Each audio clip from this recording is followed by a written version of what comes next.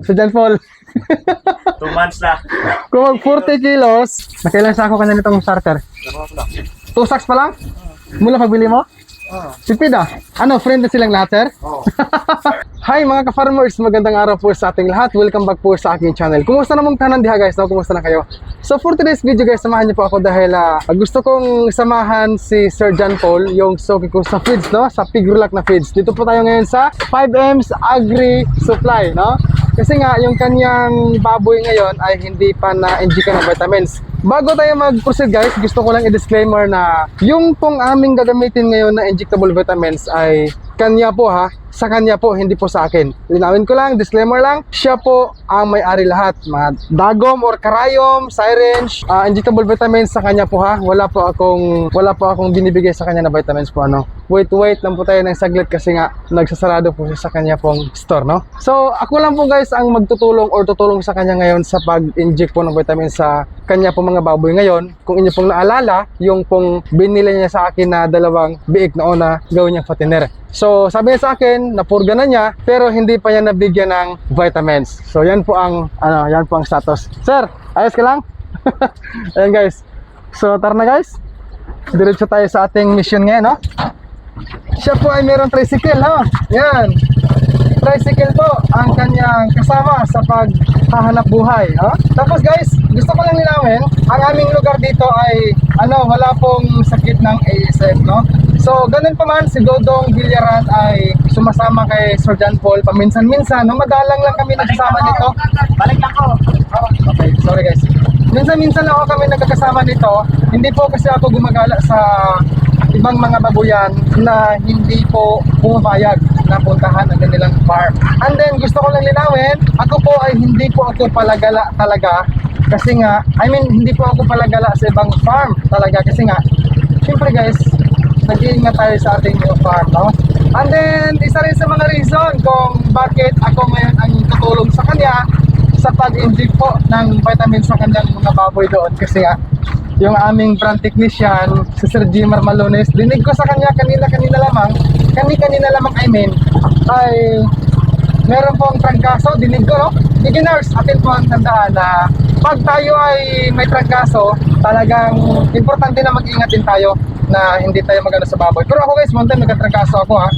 Last 2 weeks yata, nagkatrangkaso ako. Pero grabe guys, ang safety na ginawa ko.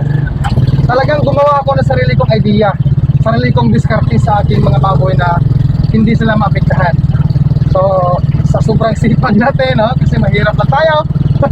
Ang dami nating ginagawang trabaho, no? Hindi lang sa baboy, meron pa mga ibang mga bagay na ginagawa natin para mabuhay, no?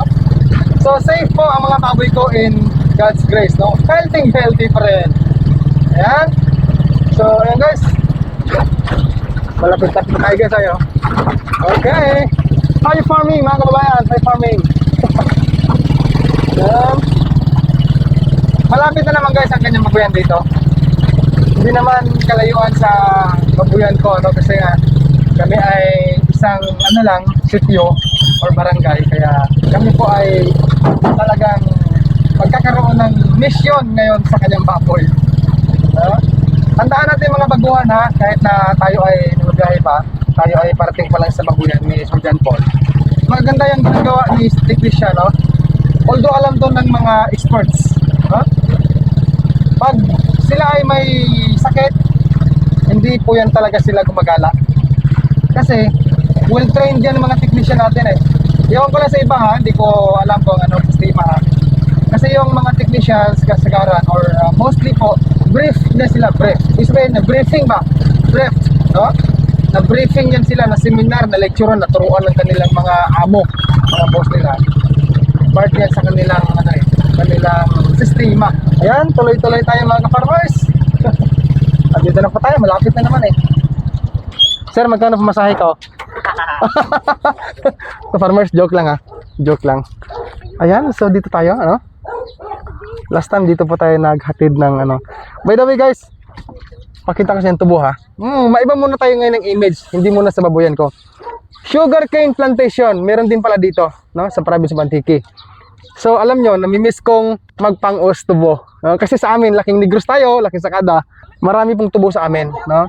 Actually nga, yung aking parents po ay meron pong small property na blessing ni Lord sa kanila. Meron kaming, ano doon guys, meron kaming katubuhan doon na nakakamiss talaga. Namimiss kong magpangustubok. Kaso dito guys, ayaw kong kumuha ng tubo kasi nga walang may-ari. Nahiya tayo or magkapagalitan tayo, no? So yan, siningit ko lang yan kasi ang ganda pagmasdan sa tubo. Okay, sa Negros kasi maraming tubo doon doon sa amin. Te, let's go. Puntahan natin mga farmers. Hello. Good afternoon. Guys, maraming aso. Diyan ang aso. Aso. Kung gumawa ng masama, ha? Oy. Boss, magandang tanghali, boss. Guys, pasintabi lang ha sa mga kumakain dyan. Ayan guys, oh. Babul sa dyan po, oh. Yan. So, unang step, atin muna paliguan, sir, no? Paliguan muna natin ang baboy. Dago na, oh. Okay. Boss, mayad nga to, ha? Yeah. May-ari dire, guys, ano, oh. May-ari dire, Bisayang baboy. Yan, native pig, no? Katabi lang sa ano, sa hybrid. Bumba ko. Nagbara. Ayusin ko lang kamera sa gita.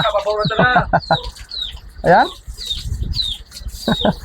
Alam nyo ka-farmer, sa totoo lang, ang masasabi ko lang sa inyong lahat, salamat po sa inyong suporta kay Dudong Biliran, ha? Kailangan beginners, paliguan muna ang mga baboy bago purgahin. Huwag magpurga sa baboy kung may sakit. Okay? Huwag paliguan kung may sakit. So ayan ka-farmers, pinapaliguan pa ho sa ngayon ang mga baboy bago mag-inject ng vitamins. Ano? Yan, pasintabi lang ulit sa mga kumakain. Ito yung kay Jangjang, no? Kay Makmak. Kay Madam Jangjang. Ito ng baboy mo, Madam, oh. Boss Makmak, ha? Mahabang katawan. Ano, friend na silang lahat, sir? Oo. Nung una kasi kababayan, mga kahagresor dyan, pagdating dito, mula pagbili noon, ano to sila? Hindi sila bate, hindi sila friend. Pero ngayon, friend na sila. Oh? Nakailan sa ako kanina itong starter? 2 sacks pa lang? Mula pagbili mo? Tipid ah. Kailangan basahin yung dingding. Kasi pag mainit, siyempre, nagsisingaw. Nagkakaroon ng singaw na mainit, kaya stress ang baboy. Yan, banlaw na, no? Diki!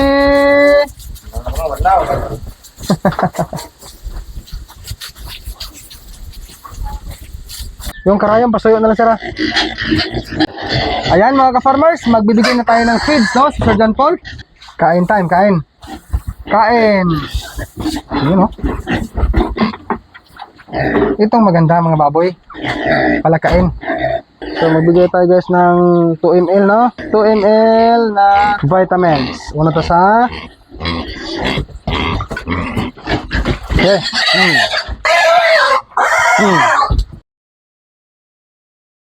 Gabuhi bang sir sa kamot ko pag maglugnot? Bugat, sir. Bugat. Mabigat eh. Pwede na nga malitson to eh. Yan, so ang bawat baboy po ay binigyan namin ng 2 ml per head. Pang ano to guys? Pang habol sa Marso-Abril. Ay ka-farmer, sabi ni boss Franklin. Sabi niya, hindi ko alam kung abot na ng 40. Sana ba yan? Ayan, pasintabi lang ha sa kumakain dyan. Kung mag 40 kilos halimbawa, sa John Paul. 2 months na. Kung mag 40 kilos, 1 month mula pagbili, halimbawa lang. Kung mag 2 months, 80 sir. 80. Kung mag 3 months alaga, 120 kilos. Hindi kaya eh. Ha? May pa 3 months na customer ko to 105. Anong 105? 105 kilos. Wala pa 2 months. Sa 4 months. 3 months. Wala pang 3 months. Na pag-alaga? 105. 105 kilos? Bugat ba? Ito yung sa'yo, halimbawa kung 40 kilos yan sa 1 month. Kung 2 months, times 2 ang 40, 120. Kung 3 months, 120. Overweight rin. plus 40. Overweight. Overweight.